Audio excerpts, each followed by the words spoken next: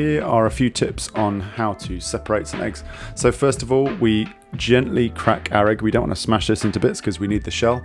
So we gently tap it on a work surface, and over the top of a bowl, we pull the two halves of the shell apart and we allow the egg white to just drip down the side.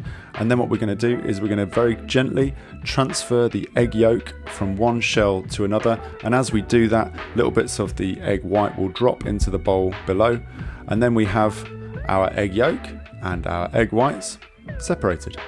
If you're making a meringue or something where you're separating lots of eggs, now is the time that you can pour it from that small bowl into a mixing bowl once you're happy that there is no egg yolk in your egg white.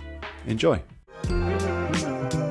Don't forget, there are plenty of tips like this throughout our book. All you need to do is find the tip that you want, get your phone, give it a scan, and that will take you right to where you need to go, or simply follow us for more tips just like this. Enjoy!